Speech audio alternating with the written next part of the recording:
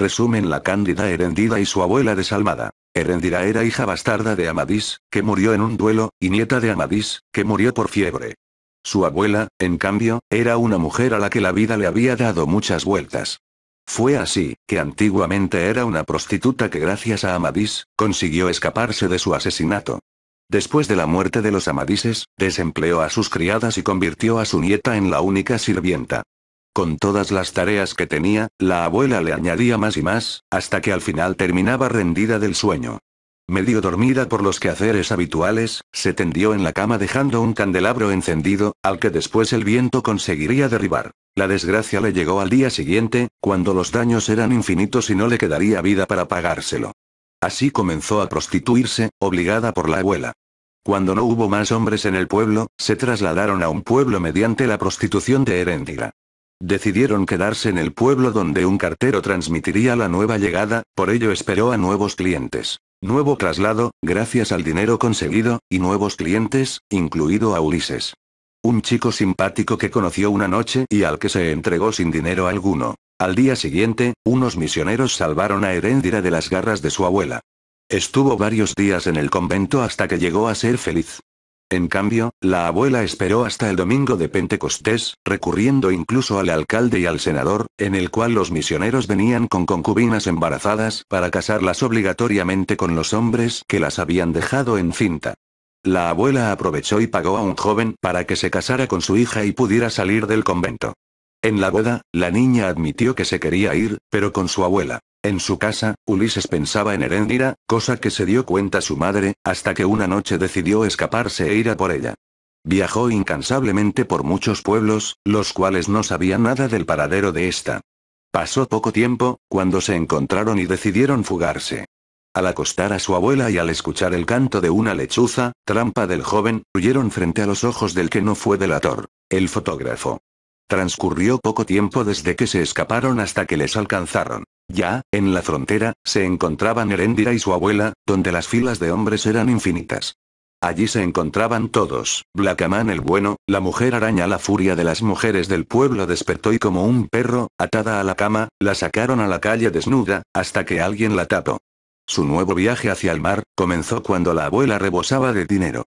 Al llegar al mar, comenzaron los sueños de la abuela sobre la grandeza del futuro de Heréndira.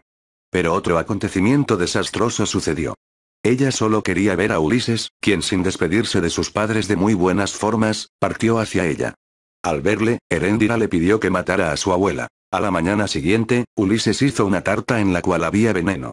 Se la dio a la abuela, quien, encantada, la recibió sin preocupaciones. Después de comérsela entera, durmió como siempre. Solo cambiaron algunas órdenes y poco más. Posteriormente, Ulises intentó otro intento nuevo. La puso una bomba en el piano. Esto solo trajo más deuda para Heréndira. Sin soportar el rechazo de ella, Ulises cogió un cuchillo y en una dura batalla, después de asestarle varias puñaladas, mató a la abuela. Y Heréndira cogió los lingotes de oro y corrió hacia la libertad. Ahora el siguiente es el libro El túnel. Juan Pablo Castel es un pintor que escribe su propia historia. Empieza el relato confesando que es el responsable de la muerte de María Iribarne. Habla acerca de lo que piensa de los hombres, que todos son vanidosos, que aunque traten de ser modestos siempre actúan por vanidad. A él no le interesa lo que piense la gente, ni lo que puedan opinar. Él se decide a escribir la historia de su crimen con la esperanza de que al menos una persona pueda comprender sus razones. Se queja de que nadie lo entiende y que la única persona que podría llegar a entenderlo fue la mujer a la que mató. Conoció a María en un salón de pintura donde presentó un cuadro llamado Maternidad.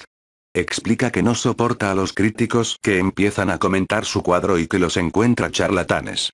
El cuadro mostraba una mujer que miraba jugar a un niño, pero arriba, a la izquierda, a través de una ventanita, se veía una pequeña y remota escena de una mujer que miraba el mar y que estaba como esperando algo, una escena que sugería soledad absoluta. Nadie se fijaba en esa pequeña escena del cuadro excepto una muchacha que miró fijamente la ventanita. Después desapareció entre la multitud. A la mañana siguiente la llamó, pero la mucama le dijo que se había ido al campo y que le había dejado una carta. Juan Pablo se dirigió a la casa de ella para buscar la carta. Una vez allí habló con un tal señor Allende que era ciego. Este le dijo que era el esposo de María y le pasó la carta que ella le había dejado. Allende le dijo que ella había ido a la estancia que era de su primo Hunter. Cuando se acercó a la cama ella le preguntó tristemente qué iba a hacer, él le respondió que tenía que matarla por haberlo dejado solo, entonces, llorando le clavó el cuchillo en el pecho. Corrió a Buenos Aires y telefoneó a la casa de Allende diciendo que tenía que verlo. Le gritó al ciego que venía de la estancia, que María era la amante de Hunter y que la había matado, entonces el ciego le gritó que era un insensato. Luego fue a la comisaría y se entregó. En los meses de encierro intentó darle explicación a la última palabra del ciego, insensato, y el porqué de que Allende se hubiera suicidado. Ahora el siguiente es el libro La Casa de los Espíritus. Todo se inicia con una familia llena de cualidades y defectos como cualquiera. Cada uno tenía su estigma que lo hacía resaltar del resto de sus parientes. Esta familia era constituida por el padre, Severo, la madre, Nive, los hijos, Rosa, Clara y 9 más. El resto eran amigos o colaboradores. Esteban Trueba, amigo de esta familia, cometió el error de enamorarse de la hermosa Rosa. Para poder casarse con ella, parte a provincia con rumbo a las Tres Marías, fundo que heredó de su padre. Él tuvo la idea de explotarlo, con el fin de hacerse rico. Económicamente, el tiempo que estuvo en su campo le sirvió de mucho para sus pretensiones, el gran problema que por necesidad viola a toda campesina que se le cruza por el camino, dejando un legado de hijos ilegítimos que con el tiempo le acarrearían muchos problemas. Rosa murió y Esteban, para consolarse, se casó con Clara.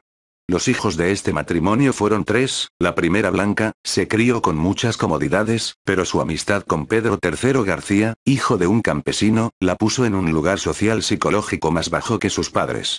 El segundo y tercero, fueron Jaime y Nicolás, mellizos con personalidades y aptitudes totalmente diferentes. La prepotencia de Esteban Trueba inició un quiebre en su familia, él siempre quiso llevar a la familia como a él se le antojara, sin importar la opinión de quienes eran afectados por sus decisiones. Blanca se tuvo que casar con Jean Satigny, amigo de su padre, por supuesto en contra de su voluntad. El matrimonio se realizó para que el hijo de Blanca, y Pedro III García, no fuera ilegítimo. Esta hija se llama Alba.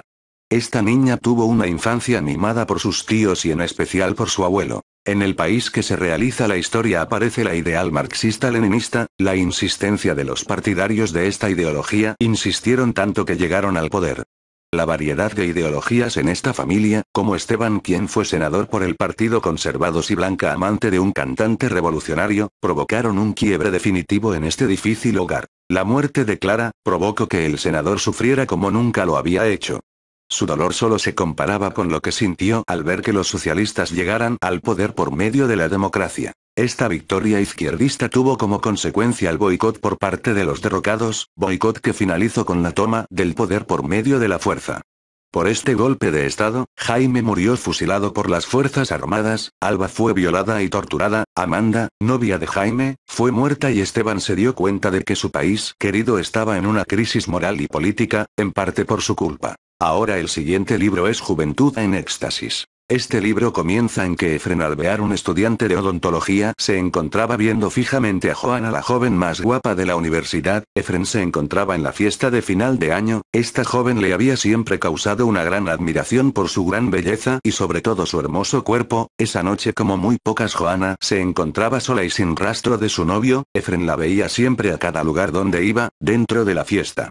De repente él se dio cuenta que Joana fue al baño. Luego, cuando salió del baño, él se dirigió hacia ella para topársela como si nada. Él primero hizo como si no la hubiera visto y después, ya que la tenía al frente, la saludó. Al oír una canción la invitó a bailar y ella aceptó. Al estar bailando él interrumpió el baile y la invitó a un trago. Estuvo platicando con ella y como si nada se apagaron las luces y pusieron música romántica, y antes de que Efren le diga, ella lo invitó a bailar. Los dos se pusieron muy juntos y él le dijo que siempre le había atraído. Él le sugirió que fueran a algún lugar más cómodo donde puedan conversar más tranquilos. Ella no respondió, pero cuando salieron de la pista se fueron a despedir de sus respectivos compañeros. Ya en el auto él preguntó que a dónde quería ir, ella le dijo que donde él quisiera. Él se dirigió a un centro comercial y compró una botella, vasos y cosas de comer. Quiso comprar algunos condones pero se sentía imposibilitado ante la presencia de Joana. Al llegar al auto él la acarició y le dijo que siempre la miraba en silencio y la dibujaba. Le contó todo de lo que hacía él por tenerla cerca y ella lo miró fijamente con la boca entreabierta y le dio un beso.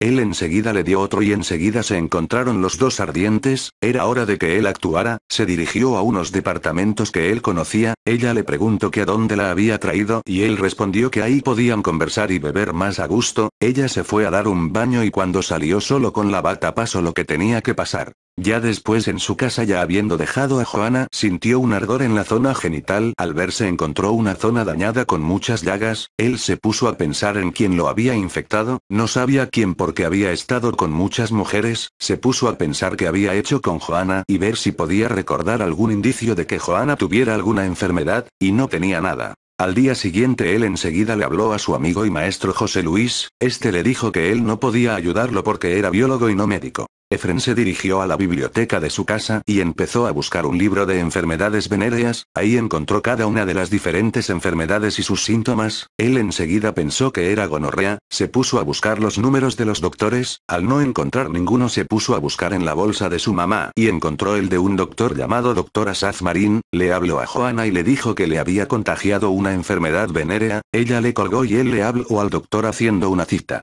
Llegó con el doctor y se encontró con que la secretaria era una joven muy guapa, el doctor hizo que pase y enseguida él le dijo lo que supuestamente tenía, el doctor lo examinó y le dijo que le iba a hacer unos exámenes, en los exámenes salió que tenía herpes, el doctor le empezó a dar consejos de que los jóvenes ahora quieren tener relaciones antes de casarse y él no está a favor ni en contra pero le dice que sería mejor que solo tuviera relaciones cuando encuentre a la persona ideal. El doctor le había dado un vídeo sobre el aborto, él lo vio y se sintió mal porque un tiempo antes él había hecho que su expolola Jessica abortara. Cuando regresó al doctor a que le den su tratamiento, se puso a platicar con la secretaria que se llamaba Damar, Efren la invitó a salir y ella aceptó, como si nada él estaba empezando otra relación, él se dio cuenta de que esta muchacha era muy retocada y muy centrada, seria y madura, él se enamoró de ella y la noche que salieron le leyó una carta a Damar que él había escrito con mucho sentimiento pero ella no estaba enamorada de él porque era muy pronto. Estuvo saliendo con ella durante mucho tiempo y en ese tiempo él se dio cuenta de los errores del pololeo, que eran la idealización y la premura pasional, también se dio cuenta que el amor se basaba en tres cosas, que le dio el nombre de los tres pilares del amor. Eran la intimidad emocional, la afinidad intelectual y la atracción química. Retomando lo de su enfermedad él logró curarse.